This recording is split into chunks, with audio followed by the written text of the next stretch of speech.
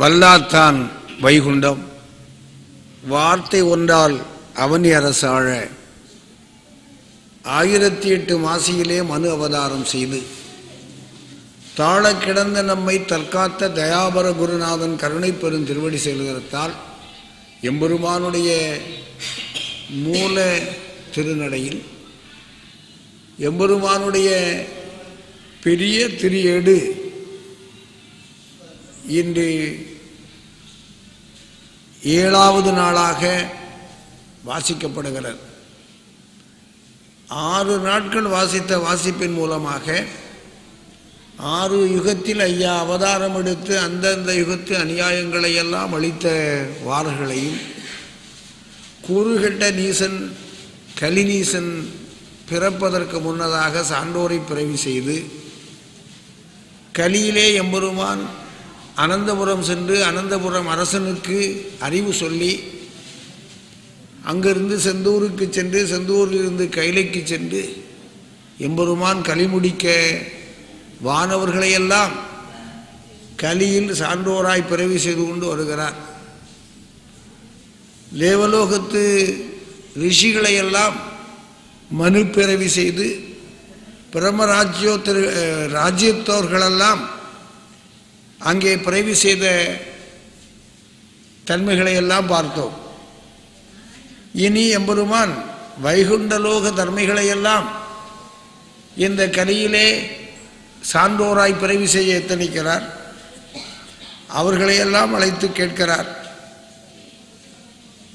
அப்பொழுது அவர்கள் ஆண்ட வைகுண்டம் ஆண்டிருந்தோம், நாங்களெல்லாம் தான தர்மம் செய்து தவநெறியோடு வாழ்ந்து முறைப்படி உமக்கு தொண்டூழியம் செய்து உமது அடியார்களுக்கெல்லாம் அடியார்களாக வாழ்ந்த காரணத்தினால் வைகுண்ட பேரு தந்தீர். அந்த பேரை அனுபவித்தோம். கலிக்குள்ளே சிலர் மாட்டிக்கொண்டவர்களெல்லாம் வைகுண்ட வாசலை விட்டு வேறெங்கும் அணுகாமல் நாம் உம்முடைய அடிபணிந்து வாழ்ந்தவர்கள். கலிக்குள்ளே சென்றால் அங்கே எங்களுடைய தானமானங்கள் இவைகளெல்லாம் மாறி போகக்கூடாது. எனவே கலிக்குள்ளே நாங்கள் சென்று நாங்கள் சங்கடப்பட்டு விடக்கூடாது என்று அவர்கள் அவர்களுடைய நிலைமையை சொல்லுகிறார்கள். தான தவம் செய்தல்லவோ தர்மிகளை தானாகி மான வைகுண்ட வாசலில் வந்திருந்தோம். நாங்கள் செய்ய வேண்டிய காரியங்களை சரியாக செய்து அதனுடைய தகுதி அடிப்படையிலே நாங்கள் வைகுண்டலோக தர்மிகள் என்ற பெயரை பெற்றது சாதாரணமாக எங்களுக்கு கிடைத்து அருளப்பட்டதல்ல, பிறப்பால் எங்களுக்கு கிடைத்ததல்ல, எங்களுடைய வாழ்வியல் சிறப்பால் கிடைத்த தகுதி. அதையெல்லாம் கலிக்குள் சென்றால் நாங்கள் இழக்க வேண்டியது வருமே என்று அவர்கள் சொன்ன பொழுது ஐயா சொல்லுகிறார்கள், வன்ம கலியதனால் மாறிமிக செய்ததெல்லாம் நான் பொறுத்து உங்களுக்காய் நானே தவசு பண்ணி வான் சிவனுக்கேற்ற வாய்த்த தவம் இருந்து நீங்கள் என்ன குற்றம் நிலையில்லா செய்தாலும் தாங்கி பொறுப்பேன் தருவேன் நான் நல்ல புத்தி. இந்த கலியுகத்திலே போய் பிறந்து அந்த கலியினுடைய காரணத்தினால் நீங்கள் குற்றமுடையவர்களாக வாழ்ந்தால் கூட உங்களுக்கு குறையை தீர்ப்பதற்காக நீங்கள் தவறி அலைந்தால் அதற்காக நான் தவம் செய்வேன். ஐயா 6 ஆண்டு இங்கே வந்து தவம் இருந்தார்கள். அவருடைய குறை தீர்வதற்காக அல்ல, நம்முடைய குறை தீர்ப்பதற்காக ஒரு தவம் இருந்தார். அதுபோல என்ன ஏதாவது கலிக்குள் அகப்பட்டு நாம் குற்றம் செய்தால் நமக்கு மன்னிப்பும் தந்து அறிவும் தந்து, நிறைய பேர் மன்னித்து விடுவார். அதாவது மன்னிப்பு என்பது கொலை செய்தவனுக்கு மன்னிப்பு, ஆனால் அவனுடைய மனதுக்குள்ளே இருக்கிற மனநாகம் தீண்டி அவன் மேலுக்குள் விடுதலையாக இருந்தாலும் அகத்துக்குள் அவன் காராகிரகத்துக்குள் இருக்கிறவனாகவே வாழ்ந்து கொண்டிருப்பதுதான் மிகப்பெரிய தண்டனை. எனவே புத்தி இருக்குமானால், அந்த புத்தி கிடைக்குமானால் அதற்கு தக்க மனிதன் வாழுகிற பொழுது அவனுக்கு துன்பம் துயரத்திலிருந்து விடுதலை உண்டு. எனவே இந்த கலிகாலத்திலே கலிக்குள் வாழுகிற பொழுது ஏற்படுகிற அந்த இன்னல்களிலிருந்து துயரங்களிலிருந்து நாம் செய்கிற வினைகளிலிருந்து நமக்கு விடுதலை தருவதற்கான அறிவை தந்து நான் உங்களை காப்பேன். எனவே நன்மை உள்ள அந்த தர்மிகளெல்லாம் நல்ல சான்றோர் குலத்தில் மேன்மையோர் எல்லாம் மேதினியே பிறந்தார். அவர்களெல்லாம் வைகுண்டலோகத்து தர்மிகளெல்லாம் சான்றோராகி பிறவி செய்யப்பட்டார்கள். அடுத்து சிவவானோர்களை ஐயா அழைத்து கேட்கிறார்கள். பிறப்பு இறப்பில்லாமல் பேருலகில் வாழ்ந்து வருகிற அந்த பேறு பெற்ற நாங்கள் கலிக்குள் அகப்பட்டு நாங்கள் சடைந்து வாட வேண்டுமே என்று அவர்கள் வருத்தம் தெரிவிக்கிற பொழுது ஐயா சொல்லுகிறார், கலிக்குள் அகப்பட்ட சடம் கலி அளிக்க கூடாது. பெலிக்கு கலியை பலியிட பிறந்தல்லால் இயலாது. ஒருவன் கலியை பலியிடுவதற்கென்று பிறந்திருக்க வேண்டும். எல்லாரும் இந்த உலகில் பிறக்கிறார்கள். எல்லோருக்கும் சமமான ஆடை அணிய முடியும், சமமாக அனுபவிக்க முடியும், சமமாக காட்சி கொடுக்க முடியும். ஆனால் தன்மை கலிக்குள் அகப்பட்ட எல்லா சடங்களும் கலியை அழிக்க முடியாது. கலியை பெலிக்கு இட வேண்டும் என்று பிறந்திருந்தால் தானே முடியும். எனவே கலியை பலி கொடுப்பதற்காக நீங்களெல்லாம் அங்கே பிறக்க வேண்டும். நீங்களெல்லாம் சான்றோராய் பிறந்திருந்தால்தான் கலியை வெல்லுகிற ஆற்றல் சான்றோருக்கு வரும். எனவே நீங்கள் அங்கே பிறக்க வேண்டும். சிவன் முதலே திருமால் திருவுக்கு இதுவானால் எவனையா பூமியிலே இனி பிறக்கோம் என்று சொல்வதுதான். சிவனும் பிறக்கப் போகிறார், நாராயணனும் பிறக்கப் போகிறார். எல்லோரும் கலி முடிப்பதற்காக வைகுண்டமாக ஏக பரம்பொருளாக பிறக்கப் போகிற காரணத்தினால் ஈசனே அங்கே பிறக்கிற பொழுது நாங்கள் அங்கே போவோம். சிவலோகத்து வானவர்கள் ரிஷிகளான நாங்கள் இங்கே இருந்து கொள்வோம் என்று சொன்னால் முடியுமா? சிவனே அங்கே போகிறார். சிவனே ஐயாவாக மூன்றான ஜோதி ஒன்றாக அங்கே பிறக்கிற பொழுது நாங்களெல்லாம் இங்கே நிற்க முடியுமா? எனவே நாங்கள் அங்கே பிறக்கிறோம் என்று அவர் இணங்குகிறார்கள். ஆனாலும் கலியில் பிறந்தால் அந்த கலியனுடைய ஏதுவினால் துன்பங்கள் இல்லை, அவர்களுக்கு மீண்டும் இடுக்கண் வரக்கூடாது.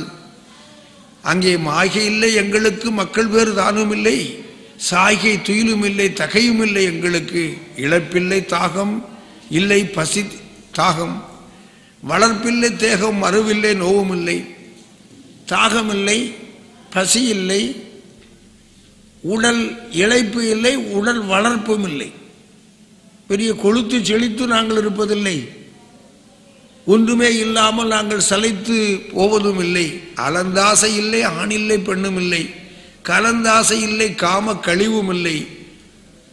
இத்தனையும் இல்லாது ஈசன் அருள் செயலால் நித்தமும் உன்னை மென்மலரால். வானலோகத்து அந்த சிவவானோர்களுக்கெல்லாம் அவர்களுக்கு மாயை வந்ததே இல்லை. எந்த மாயமும் இல்லாமல் தெய்வீகத்தோடு வாழுகிறார்கள். இழைப்பில்லை, வளர்ப்பில்லை, மாற்றம் இல்லாமல் நித்தியமாக சத்தியமாக அப்படி வாழ்ந்து கொண்டிருக்கிற அவர்களுக்கு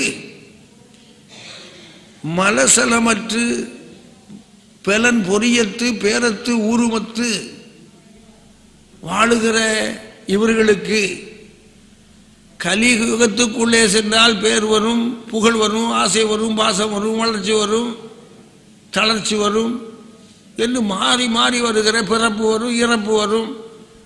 எனவே கலிக்குள் போய் நாங்கள் இத்தனை இல்லாமல் போக அங்கே நாங்கள் அல்லல் பட அவசியம் என்ன என்று அவர்கள் கேட்கிறார்கள்.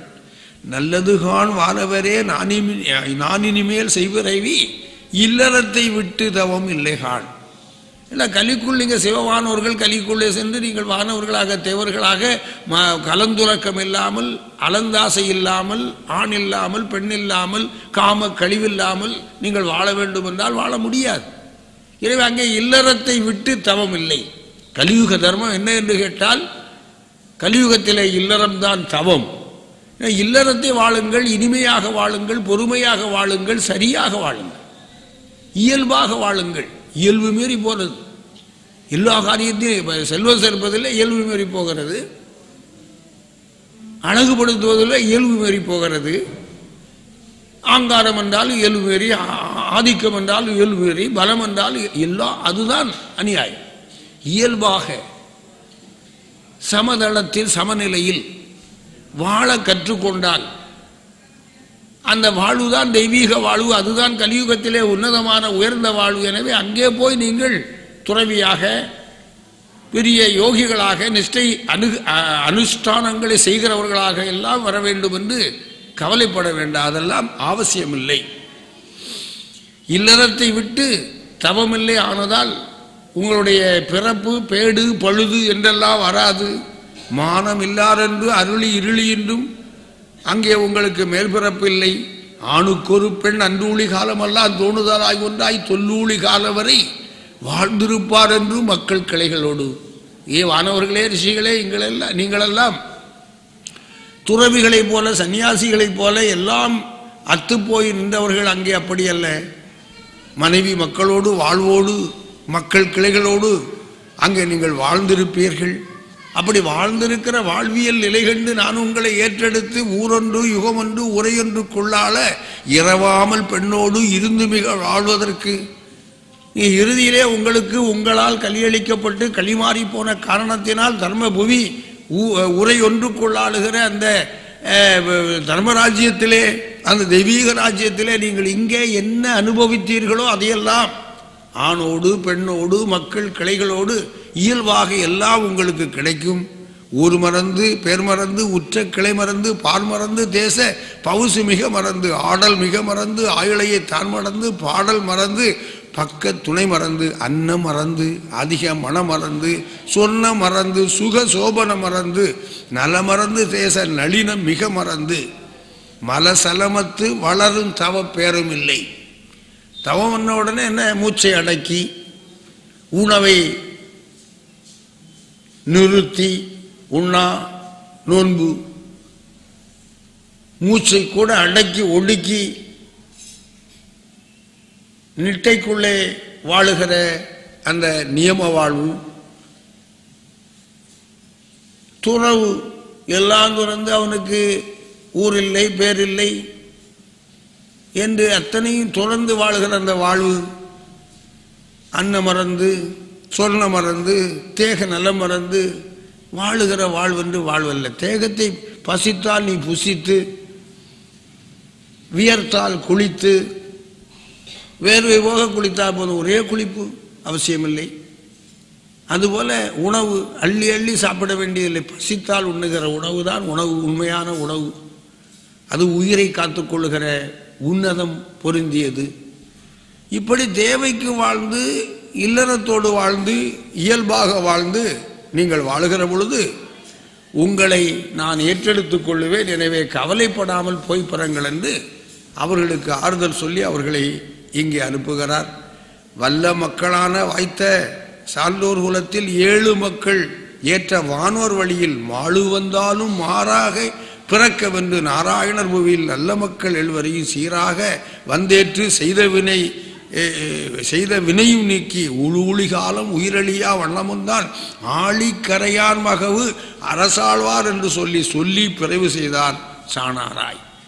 இந்த கலிகாலத்துக்குள்ளே வாழுகிற இந்த தென்கோடியிலே வாழ்ந்த வைகுண்டர் வந்து பிறக்கிற இந்த பகுதியிலே அவருக்கு துணையாக அவருடைய பணிவிடைக்காரர்களாக அவருடைய படை, அன்பு சேகரிக்க செல்லுகிற படை, அன்பு படையிலே அணிவகுக்கிறவர்களாக பிறந்து கலியினுடைய எதுவினாலே இறந்து திருப்பியும் அதே அகலில் அசலை விட்டு அகலில் சொல்லாமல் அசலில் மீண்டும் பிறந்து அந்த மக்களால் அப்படி பிறந்து இங்கே வந்து பார்க்கிற அந்த பணிகண்டு ஏவல் கண்டு அதனால் கலியளிக்கிற அந்த காரியத்தை நிறைவேற்றி உங்களையெல்லாம் தர்மராஜ்யத்திலே ஏற்றெடுப்பேன் என்று உத்தரவாதம் கொடுத்து அந்த தேவ வானோர் வழியிலே அவர்களை இங்கே மனிதனாக பிறவி செய்தார்கள். அடுத்து பரலோகத்தில் வாழுகிற வாரவர்களை எல்லாம் பிறவி செய்வதற்கு ஐயா எண்ணுகிறார். அவர்களை அழைத்து கேட்கிறார், உங்கள் உபாயம் என்ன? பரலோகத்தை பார்த்தவர்கள் அவர்கள். பொன்னு பரலோகம், தேவலோகத்திலே அடுக்கடுக்காக 7 லோகம் இருந்தாலும் எல்லா லோகத்திலும் சில பிரச்சனைகள் இருக்கிறது. ஆனால் பிரச்சனை இல்லாத லோகம் பரலோகம். அந்த பரலோகத்துக்குள்ளே சென்றுதான் நாராயணமூர்த்தி அழைக்கிற உபாயத்தை நந்தீஸ்வரர் கூட ஈஸ்வரருக்கு சொன்னார். இங்கெல்லாம் இருந்து பேசினால், கைலையிலே பேசினார், வைகுண்டத்திலே பேசினால் அது தப்பு தவறாக கூட போய்விடும், பரலோகத்திற்கு போய்விடுவோம் என்று அந்த சொல்லக்கூடிய அளவுக்கு பேறு பெற்ற அந்த சிறந்த வானவர்கள் வாழுகிற அந்த பரலோகத்தவர்களை எல்லாம் அழைத்து, நீங்கள் உபாயம் என்ன, உங்களை நான் கலியிலே பிறவி செய்ய போகிறேன் என்று சொன்ன பொழுது அவர்கள் ஒரே வார்த்தையிலே சொல்லிவிட்டார்கள், அற்பரல்லோ கற்பனைக்கு கடறுவது. அறிவில்லாதவர்கள், விவரம் தெரியாதவர்கள், ஐயா எங்களை அப்படி செய்யும் இப்படி செய்யும், நாங்கள் போவோமா போக முடியுமா, நாங்கள் இதெல்லாம் இழக்கணுமே, இதெல்லாம் சொல்லு. எதை இழக்கப் போகிறோம்? உம்மை நாங்கள் இழந்ததில்லை. எனவே உம்முடைய கற்பனையை மாற்றி சிந்திக்கிற எண்ணமே வரக்கூடாது. ஐயா நிச்சித்தது. எனவே நாராயணமூர்த்தி கலியளிப்பதற்காக எடுத்திருக்கிற உபாயத்தை தெரியாமல் அற்பர்கள் எல்லாம் 1000 கேள்வி கேட்பார்கள், நாங்கள் கேட்பதில்லை. உம்முடைய கற்பினைக்கு, உம்முடைய ஆளுகைக்கு, உம்முடைய காரிய ஏற்பாட்டுக்கு நாங்கள் ஏற்றுக்கொள்ளுகிறோம் என்று சொன்னார்கள். எனவே பிறப்பு இறப்பில்லாத பேருலகை ஆள வைப்பேன் என்று சொல்லி அவர்களை இந்த கலிகாலத்திலே, கலியுகத்துக்குள்ளே மானுடராய் இந்த தென்கோடியிலே அவர்களையும் பிறவி செய்கிறார். கலிக்குள் அகப்பட்டோர் கடந்து கரை ஏறவென்றால் வலிக்கு வலுவான வகையெல்லோ வேணுமையா, தீட்டுக்குள் சென்றால் திரும்ப குளியாமல் வீட்டுக்கு போவாரோ மேதினியோ ராமரிய, இனிமேல் செய்தி இன்னதென்றார் ஈஸ்வரே. ஈஸ்வரரை பார்த்து நாராயணன் சொல்லுகிறார், எல்லாரையும் பிறவி செய்தாச்சு, இன்னும் சில வேலைகள் இருக்கிறது. கலிக்குள் போனால், கலிக்குள் மாட்டிக்கொண்டால் தீட்டுக்களி அல்லவா, தீண்டத்தகாத கலியன் அல்லவா, பார்க்கத்தகாத கலியன் அல்லவா. எனவே அதற்கு என்ன உபாயம் என்று அவர் கேட்கிற பொழுது ஈஸ்வரர் சொல்லுகிறார், இதெல்லாம் என்ன கேள்வி, எங்களை நீ கேட்பதற்கு என்ன இருக்கிறது? எங்களை கேட்டு நாராயணன் இனி எதுவும் செய்யக்கூடாது, அடக்கு உடக்கு எல்லாம் ஆதிக்கு தந்தோம். அப்போது ஈஸ்வரர் அச்சுதரை தன் பார்த்து செப்புவது நாமறியோம், செய்ய கருமங்கள் ஏதையல்லால் நம்மோடு சொல்ல நாரணரே நியாயமில்லை, நம்மோடு சொன்ன சத்தியத்தின்படியே நடத்தும் என்றார். நான் சத்தியம் பண்ணி தந்திருக்கிறேன், நம்மோடு சத்தியம் பண்ணி கொண்டோம், எல்லாம் நாரணர் சிந்தைப்படி எல்லாம் செய்து கலி முடிக்க வேண்டும், பொறுப்பை நீர் ஏற்றுக்கொண்டீர், எம்மை உடல் நடத்த வேண்டியது நேர், அடக்கு உடக்கெல்லாம் ஆதிக்கு தந்திருக்கிறோம், இனி என்ன கேள்வி? தீட்டறுப்பது இல்லை மாற்று, இதெல்லாம் நீர் சிந்திக்க வேண்டியது, உமக்கு என்னவோ உம் மனம் போல் எம்மை முறை முதல் படைத்து கொள்ளும், செய்து கொள்ளும் என்று ஈஸ்வரர் சொல்லுகிறார். என்ன வேணும், நான் என்ன செய்ய வேண்டும்? இனி நீர் கட்டளை தான் பிறப்பிக்க வேண்டும் போலியே நீரெல்லாம் காரிய ஆலோசனை செய்யக்கூடாது. ஆலோசனை இல்லாமல் நாங்கள் எல்லாம் கலிக்குள் மாட்டிக்கொண்டோம், இனி உம்முடைய ஆலோசனை, உம்முடைய முடிவு, இனி ஆலோசனையே இல்லை. நாராயணன் எதை சொல்லுகிறானோ அதை நாங்கள் எல்லாம் ஏற்று நடத்துவோம் என்று சொல்லுகிறார்கள். புதுவானம், புது விருட்சம், புது மிருகங்கள், புது நிலவு, ஒரு புதிய உலகை படைக்க வேண்டும். அப்படி படைத்து அவைகளெல்லாம் இந்த உலகிலே தலை துவங்கி ஆயும் கலைத்தமிழு அறிவு ஒன்று போல் வளவும் நம்மனுவோர் தர்மபதி நாளும் மிக தழைக்கும். அந்த புவிக்கான ஆர்வத்தோடு நம்முடைய மக்கள், நம்முடைய மனுக்கள் ஐயா சொல்லுகிறார், யாரெல்லாம் அவருடைய ஆக்ஞைக்கு உட்பட்டு கலி அளிக்கிற காரணத்தை செய்கிறார்களோ அவர்களெல்லாம் அவருடைய மனுக்கள், நம் மனுக்கள். தர்மபதி ஆளும், அவர்களுக்கெல்லாம் தர்மபதி கிடைக்கும். இருப்பார் வயது எண்ணிலக்கு இல்லாதபடி பருப்பார் பழமும் பாலும் மிக அருந்தி புண்ணியம் உள்ளோராய் பூமிதனில் ஆண்டிருப்பார்.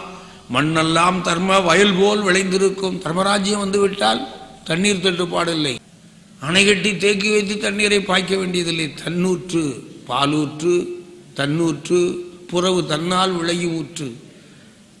அது தன்னிறைவான ஒரு காலம், தன்னிறைவான எல்லாம் இயல்பாக நடக்கிறது. அப்படி நடக்கிற அந்த தர்ம ராஜ்யத்தை உருவாக்க தருவமையில் உள்ள தண்ணீர் கலை ஞானம் நன்மை வெள்ளங்காட்ட நாடு கருணை வெள்ளம், அங்கே எந்த அழிவும் இல்லை. இப்படியே தர்மபதி ராஜ்யத்தை நான் நிச்சயித்திருக்கிற காரணத்தினால் அங்கே மரளி விலை இல்லை. அப்படி வருகிற தர்மராஜ்யத்திலே மரளி, யமன், அவனுடைய தூதுவர்கள், அவனுடைய கணக்கு, அங்கே பிறப்பு இறப்பில்லை. எனவே பிறப்பு கணக்கு வேண்டாம், பதிவு செய்வதில்லை. அந்த ஏடே தூக்கி தூர போட வேண்டியதுதான். யமன் பாசக்கேரை வைத்து விட வேண்டியதுதான். தூதர்களுக்கு வேறு வேலை இல்லை. எனவே தர்மராஜ்யத்திலே யமனுக்கு வேலை இல்லாமல் போகிறது. எனவே அவர்களெல்லாம் யமன் அழிய வேண்டும் என்றும் யம கணக்கன் அழிய வேண்டும் என்றும் ஏலமே முன்னதாகவே தவம் இருக்கிறார்களே, அவர்களுடைய தவத்தையும் நிறைவேற்றுகிற அந்த காரியங்களை எல்லாம் செய்ய போகிறேன், செய்வேன் என்று ஈஸ்வருக்கு சொல்லிவிட்டு தெய்வ கன்னியர்கள் தவம் இருக்கிறார்கள்.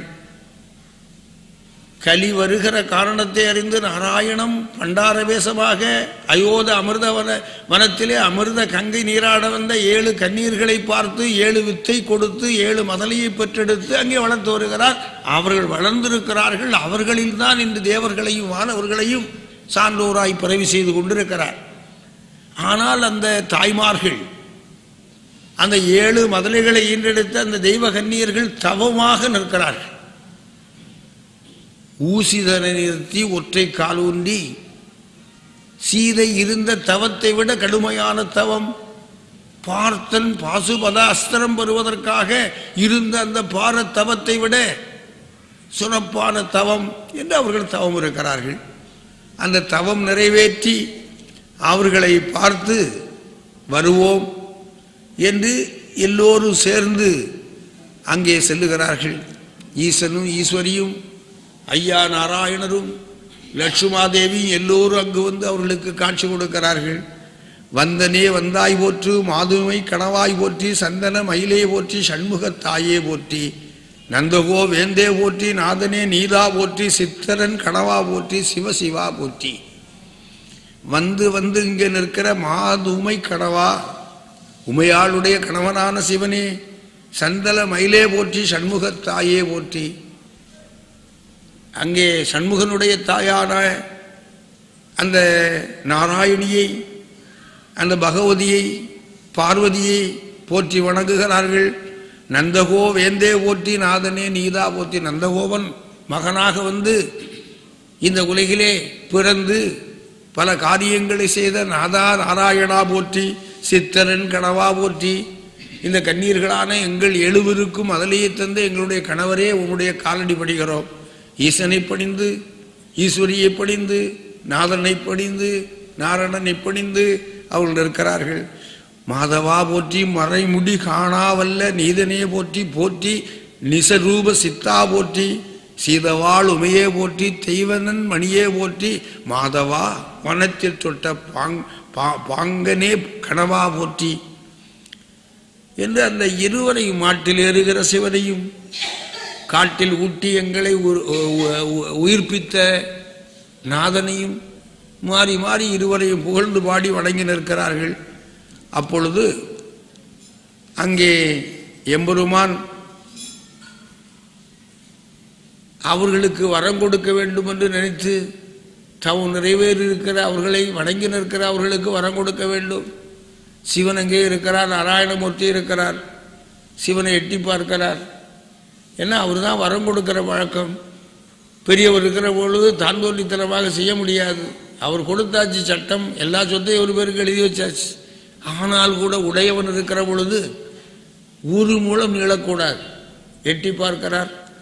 ஈசன் தான் சொல்லுகிறார், அப்போது நல்ல ஆதி சிவம் ஏதுரைக்கும், இப்போது நாராயணரே இக்கண்ணி கேட்டதற்கு இன்ன விதம் என்று இசைந்து வரம் கொடுவும், சொன்ன விதம் கேட்டு சொல்லுவார் நாராயணரும். ஈஸ்வர் சொல்லுகிறார், இனி நான் ஒன்றும் செய்ய மாட்டேன், என்கிட்ட கேட்கக்கூடாது. அந்த கண்ணீர்களெல்லாம் தவம் நிறைவேறி வரம் கேட்ட பொழுது ஆதி சிவம் நாராயணரை பார்த்து நீர் தான் எல்லாம் கொடுக்க வேண்டும், அவர்கள் கேட்டதை கொடும். அப்பொழுது அவர் சொல்லுகிறார், ஏன்னா அந்த அம்மைமார்களை நீ அடுத்த கேள்வி கேட்கறதுக்கு பதில் சொல்லணும். இனி கேட்பது பிள்ளையை தாருங்கள் என்று கேட்டுவிட்டால் பிள்ளை எங்கே இருக்கிறது, எப்படி, எல்லா விஷயங்களும் இருக்கிறது. எனவே அவர் மெதுவாக சொல்லுகிறார், நான் சோழன் 2 உயிர்களை பறித்து விட்டான். உன்னுடைய மக்களை சான்றோர்களை நான் வளர்த்தேன். இந்திரலோகத்தின் பசுவினுடைய பால் கொடுத்து வளர்த்தேன்.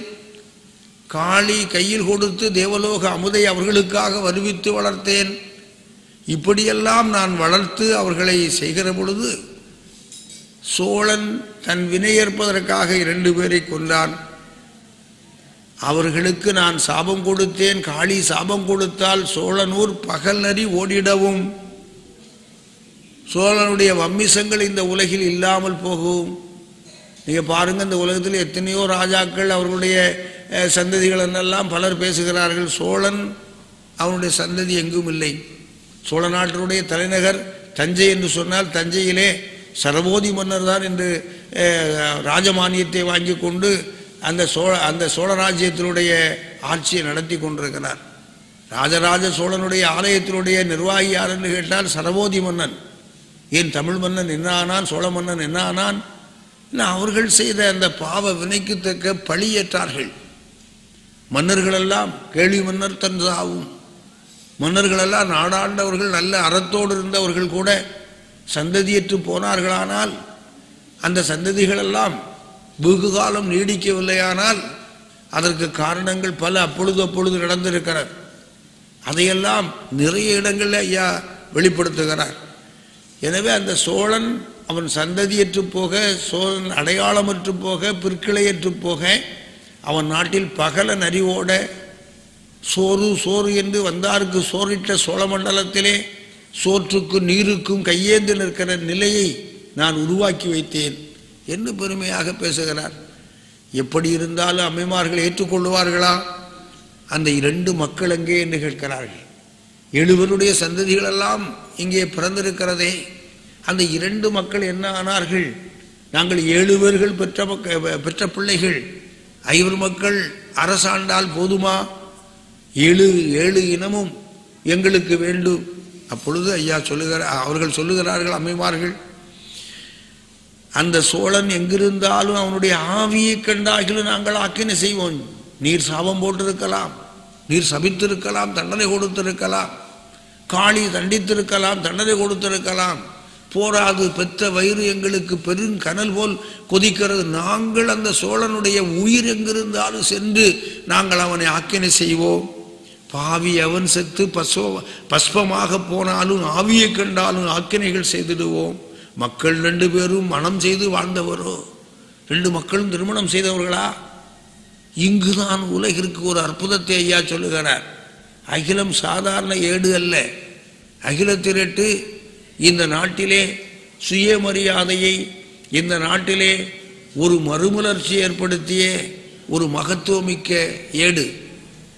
உலகெல்லாம் பேசப்படுகிற பொது உடைமை சித்தாந்தம் பிறப்பதற்கு முன்னதாக தனி உடைமையை மீறி, பொது உடைமை அரசுடைமையை மீறி மக்கள் உடைமையாக்கி தந்த ஒரு வைகுண்டர், பெண்ணடிமைத்தனம் என்றிருந்த பேதமையை மாற்றி வள்ளுவன், பெண்ணுக்கு பெருமை சேர்த்த வள்ளுவன், தன் வாழ்நாள் முழுக்க வாழ்ந்த மனைவி வாய் திறந்து மரணப்படுக்கையில் தான், நாதா ஒவ்வொரு நாளும் உனக்கு அன்னம் படைக்கிற பொழுது ஒரு கிண்ணம் வைக்க சொன்னீரே, கிண்ணத்தில் தண்ணீரும் அங்கே ஊசி வைக்க சொன்னீரே, அதற்குத்தான் எனக்கு விடை கிடைக்கவில்லை என்று சொன்னால், அவள் அவரோடு வாழ்ந்த காலமெல்லாம் அடிமையாக வாய் திறந்து ஒரு வார்த்தை கேட்கக்கூடாது என்ற பெண்ணடிமைத்தனத்தில் மூழ்கி கிடந்தாள் என்றுதானே அர்த்தம்.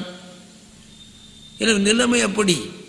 ஆனால் அப்படிப்பட்ட அந்த காலத்திலே, இதற்கெல்லாம் முன்னதாக, இந்த நாட்டிலே சுயமரியாதை பேசப்படுவதற்கு முன்னதாக, பெண்ணிய நலம் பேணப்படுவதற்கு முன்னதாக, பெரியாருக்கு முன்னால், பாரதிக்கு முன்னால் இந்த நாட்டிலே எத்தனையோ பெரியவர்களெல்லாம் வந்து இன்று பேரெடுத்திருந்தாலும் பேரெடுக்காமல் அமைதியாக ஐயா சாதித்திருக்கிறார். நாம் கவனமாக கேட்கணும், ஐயாவளி மக்கள் எப்படி வாழ வேண்டும் என்பதற்கு. ஒரு கணவன் இறந்தால் உண்மையான ஐயாவளி பெண் தன்னுடைய தாலியை கழட்டி வைக்கக்கூடாது. அவன் கட்டிய தாலி, அந்த தாலியோடு அவள் வாழ்வது வரை வயது வித்தியாசம், மரணத்தினுடைய நாட்குறிப்பு வித்தியாசம், எனவே அவன் முந்தி சென்றானால் பிந்தி அவனை போய் அடைவது வரை அவள் கழுத்திலே அந்த தாலி கிடக்க வேண்டும். தாலி அறுக்கிற சம்பிரதாயம் அது கலியன் வந்த காரணத்தினால் கலியனுடைய மேலாண்மை பெண்ணை விதவையாக்கி பெண்ணை அடிமைப்படுத்தி வைத்த அந்த ஆரிய மாயிலே வந்ததே ஒழிய இந்த மண்ணுக்கு சொந்தம் அல்ல. நம்முடைய மண்ணில் பெண்ணும் ஆணும் சமமாக ஈசன் தன் இடப்பாகத்தை பெண்ணுக்கு கொடுத்தான். தன்னை மட்டும் தலை சுற்றி வந்த முனிவரை சபித்து போட்டவன். எனவே ஈசன் தன்னோடு சரிபாதி நிகர்வாதியாக நியமித்து தந்தவன் அல்லவா இந்த மண்ணுக்கு சொந்தக்காரர். எனவே இந்த மண்ணிலே பெண்ணடிமை என்பதே பேசப்படவில்லை. இந்த மண்ணிலே ஆண் பெண் என்று இரண்டாக கண்டதே இல்லை. ஆண் இல்லாமல் பெண் இல்லை, பெண் இல்லாமல் ஆண் இல்லை. ஆணும் பெண்ணும் சமம். ஒரு விருட்சம் இருக்கிறதானால் அந்த விருட்சத்தை பார்க்கிறோம், மாமரம் என்று சொல்லுகிறோம். அதனுடைய அடிமரத்தை பார்க்கிறோம், அது ஆகாயத்தில் பறந்திருக்கிற கிளைகளை பார்க்கிறோம். பூ கனி அதனுடைய அனைத்தையும் பார்க்கிறோம். ஆலமரமானால் அந்த மரத்தினுடைய கிளைகள் விழுதுகள் எல்லாம் பார்க்கிறோம், மரம் என்று சொல்லுகிறோம். ஆனால் அந்த மரத்தை தாங்கி நிற்கிற அதனுடைய மண்ணுக்கடியிலே கண்ணுக்கு தெரியாமல் இருக்கிற வேறுதான் விருட்சத்தை பிடித்து கொண்டிருக்கிறது. குடும்ப விருட்சத்தை தாங்கி கொடுக்கிற வேறாக தாய் மனைவி என்று பெண் இருக்கிறாள். பெண்ணுக்கு பெருமை சேர்த்த இந்த புண்ணிய மண்ணிலே பெண் அடிமைத்தனம் ஓங்கிவிட்ட காலத்தில் தான் வைகுண்டர் தெளிவாக சொல்லுகிறார். அந்த பெண்கள் அந்த அம்மைமார் வாயிலாக வார்த்தையாக சொல்லுகிறார். அந்த பெண்கள் கேட்கிற கேள்வி, என்னுடைய மக்கள் இருவர் சோழனால் கொல்லப்பட்டார்களே, அந்த இரு மக்களும் ஆண் மக்களும் திருமணம் முடித்தவர்களா என்ற கேள்வியை வைத்து கல்யாணம் செய்த கண்மணிகள் ஆனாக்கால் வலியான மங்கையர்கள் மனம் சடைந்து வாழுவரே. எங்கேயாவது மாமியார் தன்னுடைய மருமகள் மனம் சடைவாள் என்று கேட்கிற நிலைமையை பார்க்க வேண்டுமானால் இங்கே தான் பார்க்கிறோம். எவ்வளவு தெளிவாக ஐயா கேட்கிறார். கல்யாணம் செய்த கண்மணிகளானாக்கால் வலியான மங்கையர்கள் மனஞ்சடந்து வாடுவரே. இட்ட உடமை இறக்காதிருப்பரோ. ஐயோ, கணவன் இறந்தார் என்றால் இந்த நாட்டிலே பிடித்து வைத்து இருக்கிற நகையெல்லாம் கழட்டி அவளை மூலியாக்கி அவளை மூலையிலே உட்கார வைத்து விடுவார்களே, முடங்கி போவாளே, அவனுடைய ஆத்மா துடித்து கிடக்குமே. இட்ட உடமை இறக்காதிருப்பரோ, கட்டின மாங்கல்யம் கழட்டாதிருப்பரோ. அவளுக்கு கல்யாணம் கட்டியிருந்தால் என்னுடைய மக்கள் கட்டிய தாலி கழட்டக்கூடாதே. தேவர்கள் மனுவாக பிறந்து வாழுகிற வாழ்க்கை நம் கலியுக வாழ்க்கை. கலியனுடைய ஏதுவினால் மாழு வருகிறதை ஒழிய தெய்வத்தினுடைய மாழ்வினால் நம்முடைய வாழ்க்கையால் பிறப்பால் மரணம் இல்லை. மரணமில்லாத வாழ்வில் இருந்து கலி மாய்கையை மீட்டுவிட்டு மரணமில்லாத ஒரு பெரு உலகை படைப்பதற்காக படைக்கப்பட்டவர்கள் நாம் என்றால் நாம் அந்த நினைவு தவறக்கூடாது என்பதற்குத்தான் தெளிவாக சொல்லுகிறார். கட்டின மாங்கல்யம் கழட்டாதிருப்பரோ, இத்தனையும் கழட்டாது இருக்க செவன் செயலால் புத்தி தனை கொடுத்து பெண்ணரசை காப்பீரோ. சிவனே, அந்த பெண்கள் 4 பேரை போல நாட்டை போல எங்கள் மக்கள் ஏற்றெடுத்த கன்னியர்கள் பெண்கள் என்ற நினைவு இல்லாமல் 4 பேரை போல தாலியை கழட்டி வைத்திருக்க கூடாதே. எனவே அவர்களுக்கு மனதை கொடுத்து அவர்கள் மனதுக்குள்ளே தாலி கழட்ட வேண்டும் என்ற எண்ணம் வராமல் அவர்களை நீர் பாதுகாக்க வேண்டும். புத்தி தலை கொடுத்து பெண்ணரசை காப்பாரோ என்று இவைகளையெல்லாம் கேட்டு அந்த அம்மைமார்கள் தயங்கி தயங்கி தேம்பி அழுது நிற்கிறார்கள். அப்பொழுது சிவனார், இதற்கெல்லாம் நீங்கள் ஒன்றும் பயப்பட வேண்டாம், கலங்க வேண்டாம். எல்லாம் இந்த நாராயணர் காரணர் காரியமாக செய்கிற காரியங்கள் இவை. ஒரு வித்து கூட குறையாமல் அத்தனை பேரையும் அவர் சேர்த்தெடுத்து காப்பார், அவரே பார்த்து கொள்ளுவார் என்று சொல்லுகிறார். அப்பொழுது கன்னியர்கள் நாராயணனை பார்த்து சாபம் கொடுக்கிறார்கள். 7 பெண்கள் பாவம் ஏற்பீர்கார் பண்டாரம் 4 கடத்தாமல் நடத்தி மிகத்தாலும். இந்த உலகிலே நாங்கள் வந்தோம், நாங்கள் என்ன உமக்கு பெண்ணுக்கு மாப்பிள்ளைக்கு வீங்கி நாங்கள் இந்த வரட்டு கிழவனோடு வாழலாம் என்றால் நான் வானுலகத்திலிருந்து வந்தோம், ஈசனுக்கு பணிவிடை செய்ய வந்தோம். நீர் எங்களை ஏற்றெடுத்து 7 மதலைகளை தந்தீர், நாங்கள் தவம் புரிந்தோம், வளர்த்த மக்களில் 2 பேர் இறந்திருக்கிறார்கள் என்ற செய்தி எங்களால் தாங்க முடியவில்லை. எனவே நீர் எங்களுக்கு தர வேண்டிய பதவிகளையும் எங்களுக்கு தர வேண்டிய அனைத்தையும் உரிமைகளையும் தர வேண்டும். அப்படி தர நாடு கடத்தினால் தவறினால் நீங்கள் எங்களுடைய பாவத்தை நீங்கள் சுமப்பீர்கள். நாங்கள் காட்டிலே கடுந்தவம் செய்தோம், உலகில் மெழுகது போல நாங்கள் உருவனத்திலே நின்றோம். துணையில்லாதவர்களாக நாங்கள் துணிந்து இந்த கானகத்துக்குள்ளே தவம் இருந்தோம். எனவே எங்களுடைய மக்களை கொத்தோடு சேர்த்தெடுத்து குறுங்கலியை அடக்கி அரசாள மக்களுக்கு ஆனபதி ஈயும் வரை எங்களை போல் சுகமற்று இருப்பீர்கான் பண்டாரம். ஏ பண்டாரம் நாராயணா, நீர் எங்களுடைய மக்களை என்ன வேலை வேண்டுமோ வாங்கிக் கொள்ளலாம். உங்களுக்கு முக்காலம் விலையடியுமே ஆன மக்கள். எனவே அவர்களை வைத்து இந்த களி முடித்து இறுதியிலே அவர்களை ஏற்றெடுத்து அவர்களால் கலிக்கு எள்ளும் நீர் முறைத்து நீர் காரணங்களெல்லாம் நடத்தவில்லையானால் இல்லை நடத்தும் வரை நீர் எங்களைப் போல சுகமற்று இருப்பீர் என்று அம்மைமார்கள் சபிக்கிறார்கள். அப்பொழுது ஐயா சிரித்து கொண்டே சொல்லுகிறார், நீங்கள் இடுகிற சாபம் என்ன சாபம்? இதே சாபத்தை ஈசன் அந்நாளில் இட்டார்.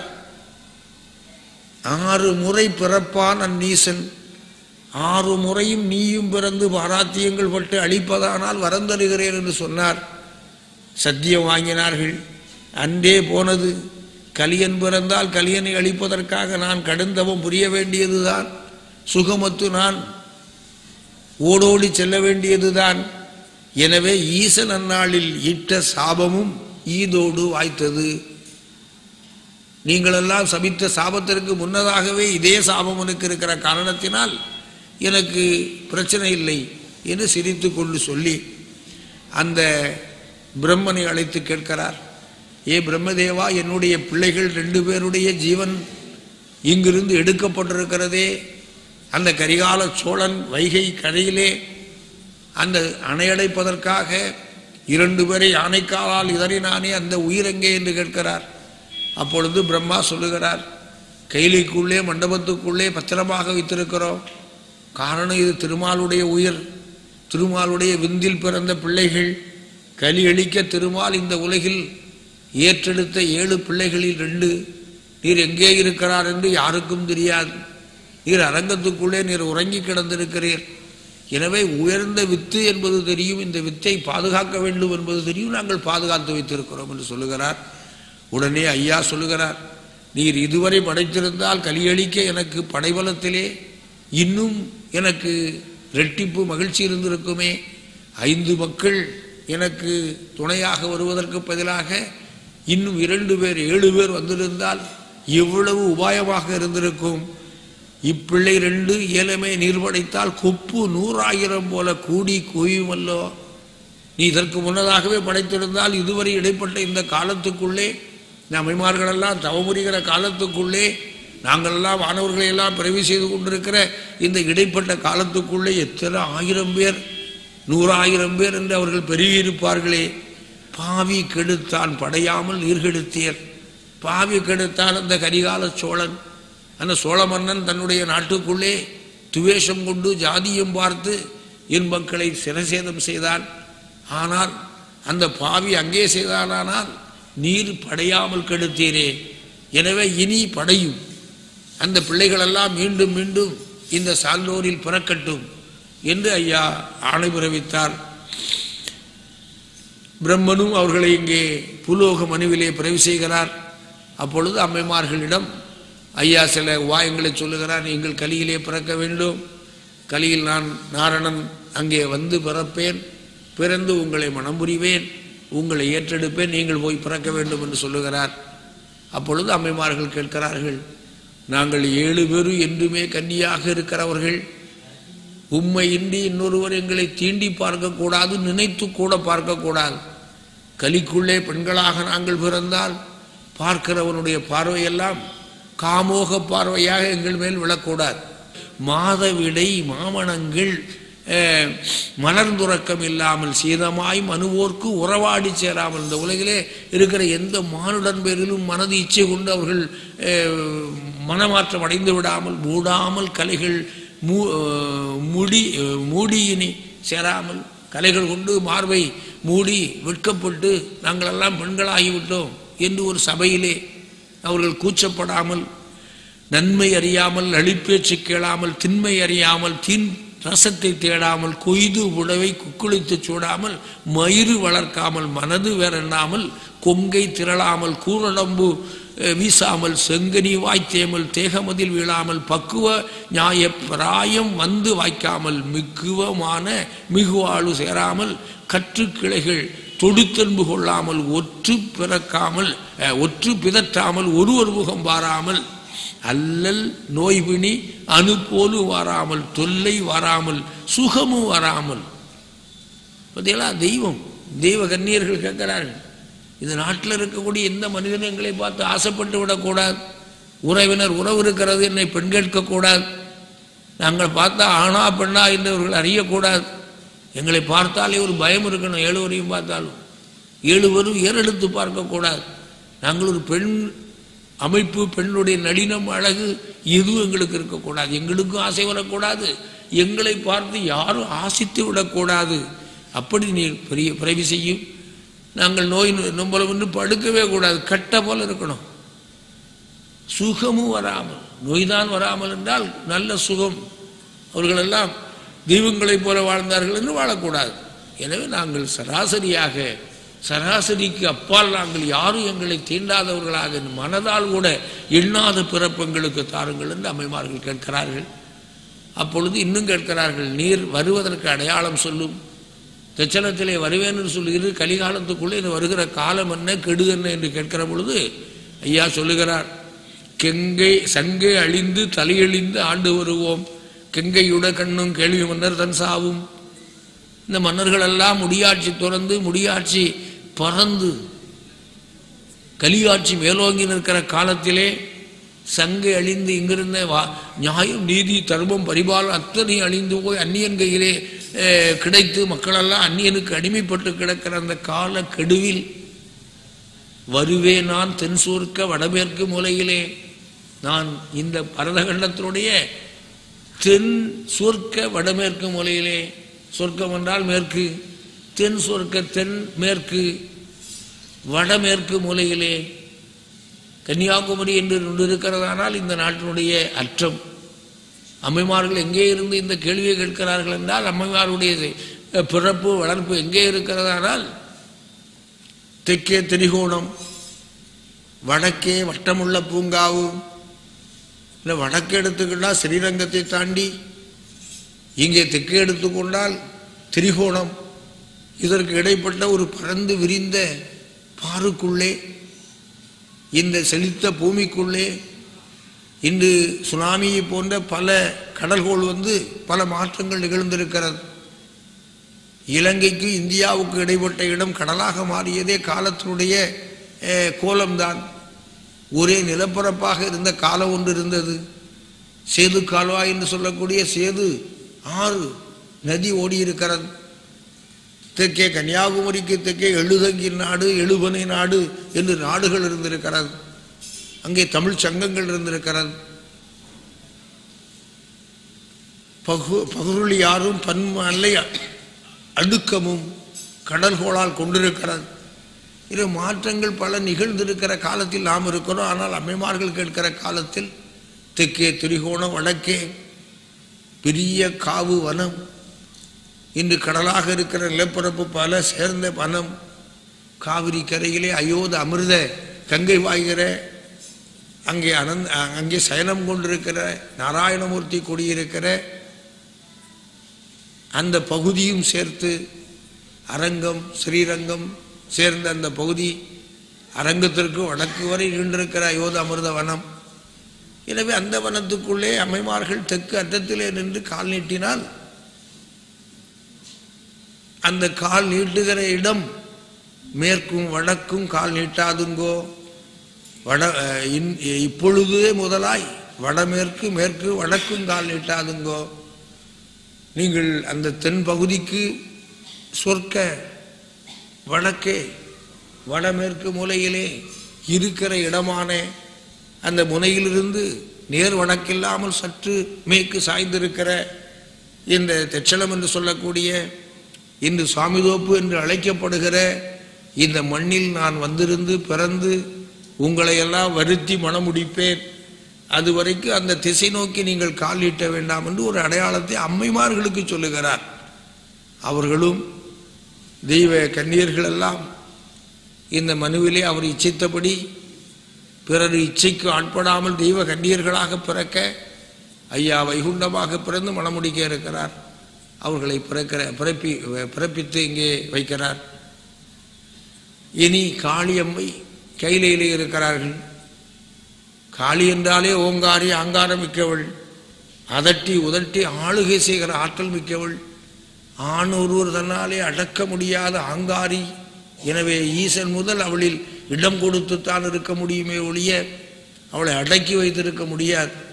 அப்படிப்பட்ட ஏக சக்தியாக இந்த உலகில் வந்து தக்கனை தலையெடுப்பதற்காக இந்த சான்றோர் மக்கள் துணை கொண்டு திருமால் வழிவந்த திருமாலுடைய மக்களை எல்லாம் தன் மக்களாக வைத்திருந்த பொழுது 2 பேர் சோழன் சிரசேதம் செய்து விட்டான். ஆனால் இந்த பிள்ளைகளை வரமாக பெறுகிற பொழுது நாராயணரிடம் சத்தியம் செய்தாள், இந்த பிள்ளையில் ஒன்றுக்கு இடர் வந்தால், ஒன்று கூட குறைந்து போனால் உனக்கு தண்டனை நான் தருவதை ஏற்றுக்கொள்ள வேண்டும் என்று. அப்பொழுது காளியம்மை சொன்னார்கள், ஐயோ யாங்கிட்டிருந்து யமன் கூட எடுத்து செல்ல முடியாதே, என் எதிரே ஈசன் என்ன யமன் கூட எடுத்து ஏறிட்டு பார்ப்பதில்லை. அப்படி இருக்கிற பொழுது காளியிடம் இருக்கிற இந்த கண்ணு மக்களில் யாராவது ஏதாவது செய்ய முடியுமா, நான் பார்த்து கொள்வேன் என்று உருட்டி மருட்டி வாங்கினாள். எனவே அந்த பிள்ளைகளை கேட்கிறார். காளியை பார்த்து, என்னம்மா என்ன ஆனது, என் பிள்ளைகளை எல்லாம் பாதுகாக்க முடியவில்லை என்று. அவளும் சொல்லுகிறாள், நான் 12 ஆண்டு சோழனூர் மழை இல்லாமல் போகச் சொன்னேன், அவனுடைய சந்ததிகளை அழியச் சொன்னேன், சோழனுக்கு தண்டனை கொடுத்தேன் என்று சொல்லி பார்க்கிறாள். இதெல்லாம் அவசியமில்லை, எவனுக்கு தண்டனை கிடைத்தாலும் எனக்கு பிரச்சனை இல்லை.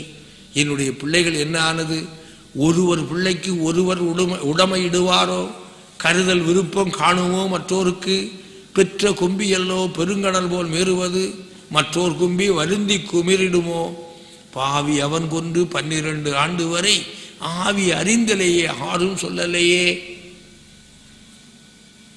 யாராவது தன் பிள்ளையை விட்டுட்டு அடுத்தவன் பிள்ளைக்கு உடமை கொடுப்பானா?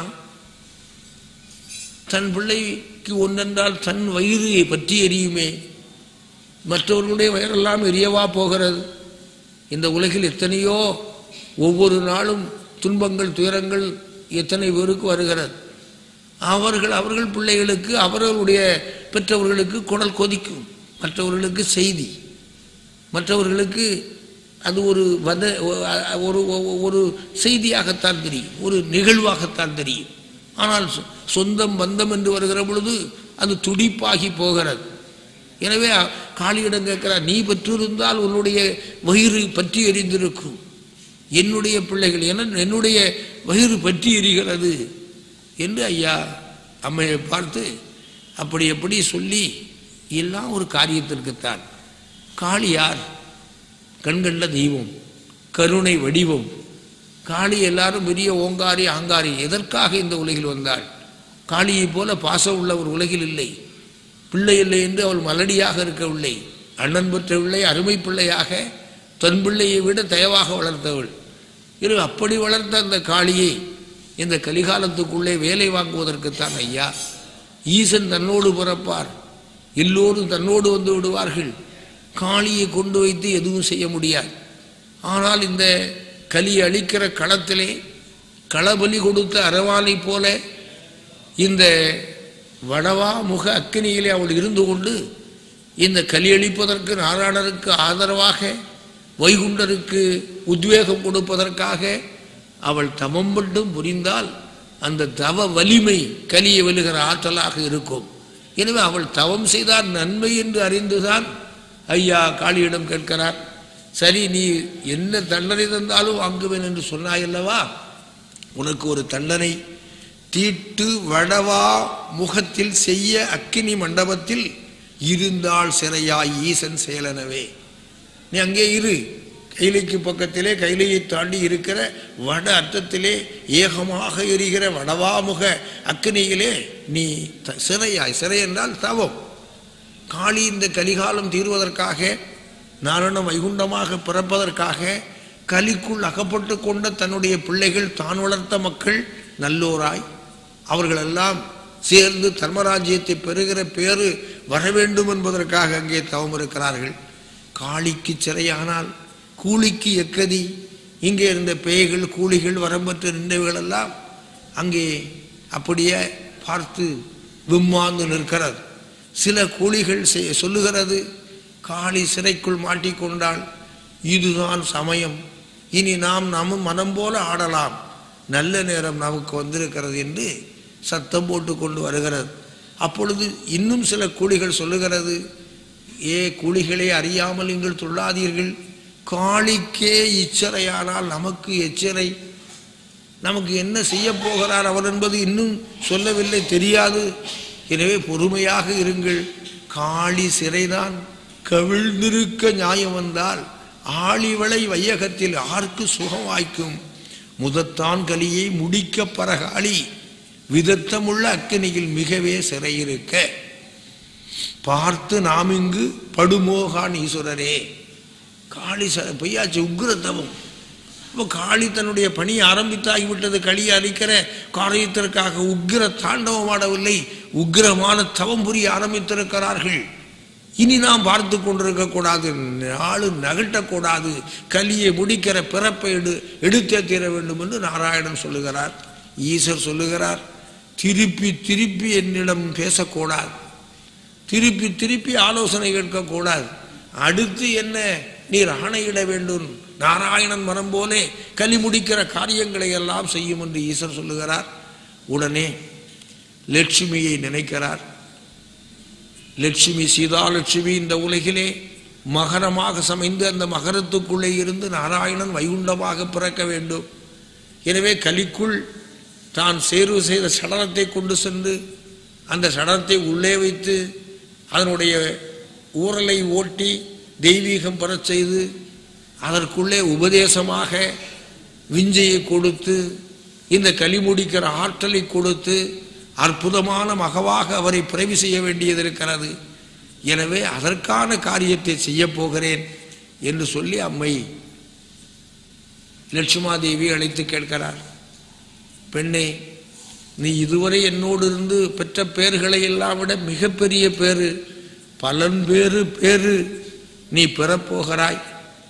நீ சிவனுக்கு உகந்தவளாய் இந்த உலகை காக்கிற ஒரு மதலையை பெற்றெடுக்கிற அந்த பேரை பெற்றிருக்கிறாய்.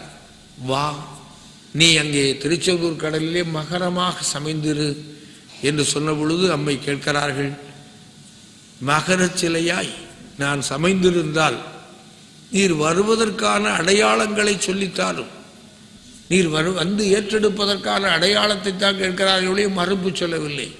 நாதன் எவ்வளியோ நாயகி எவ்வளி அல்லவா, களவு மொழி சொல்லுகிற எண்ணம் கிஞ்சித்தும் இல்லாத அன்னை லட்சுமியால் ஐயாவுடைய ஏற்பாட்டில் அங்கே தெய்வமாக அவர் அக்னியாக, அக்னி பிளம்பாக, ஜோதி சுடராக 10,000 மாற்றோடு அந்த நாரண கண்ணை கொண்டு அந்த மகரத்துக்குள்ளே வருகிற அந்த சூட்டை, அந்த அக்னியை நீ நினைவுபடுத்திக் கொள், நான் வருவேன், அதற்கு அடையாளம் என்று அடையாளம் சொல்லி அம்மை அங்கே பிறவி செய்கிறார்.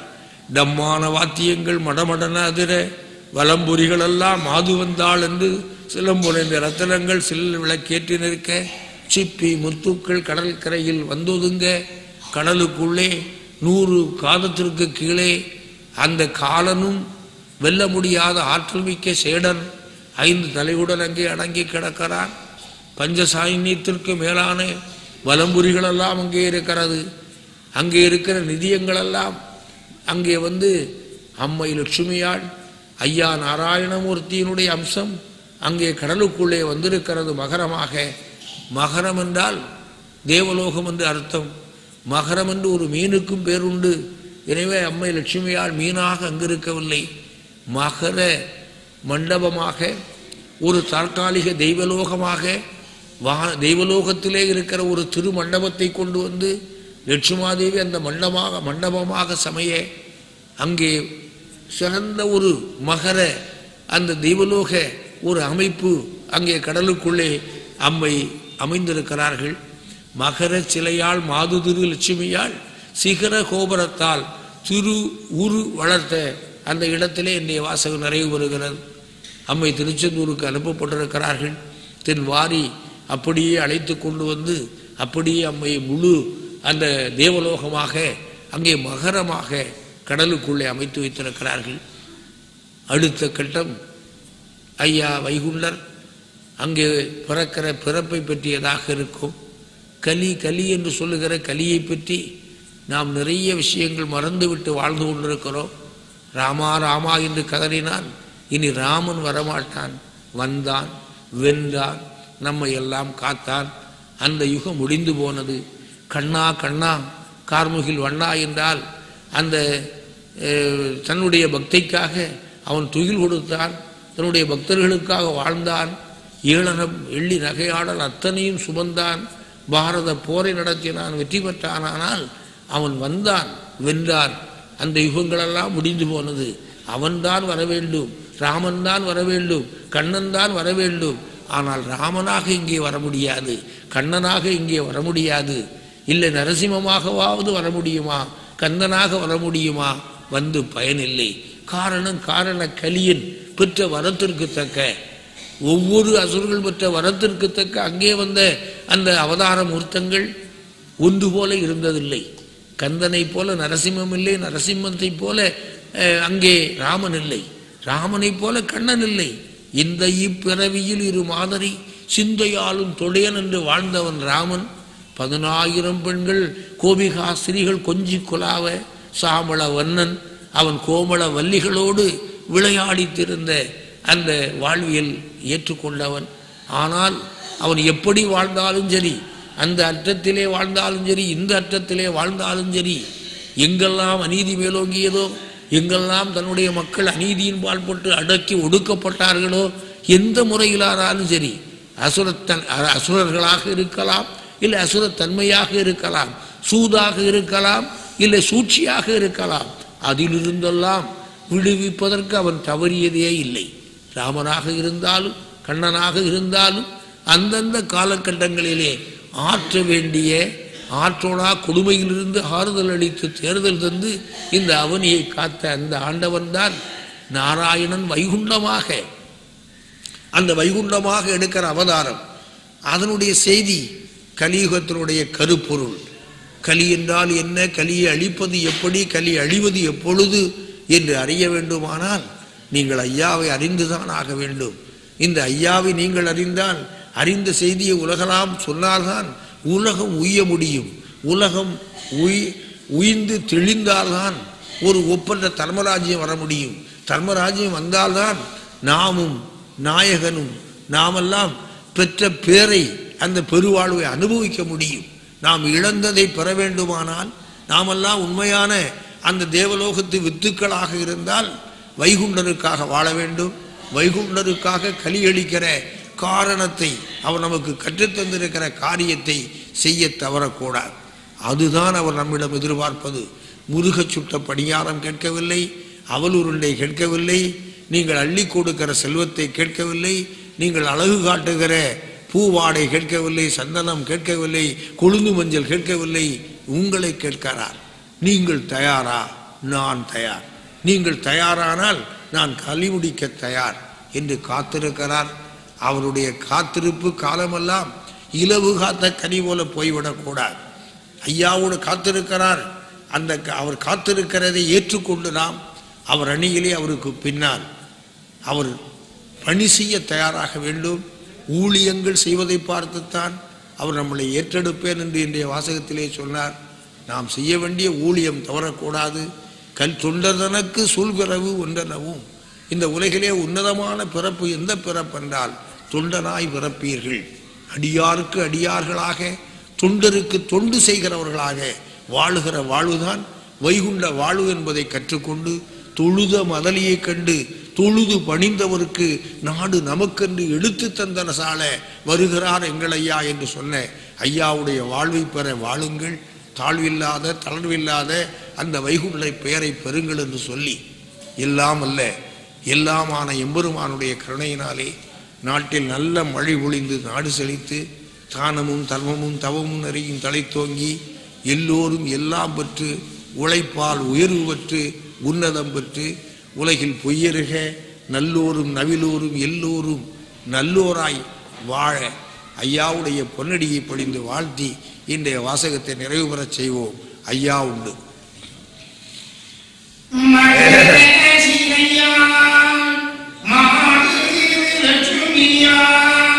Yeah.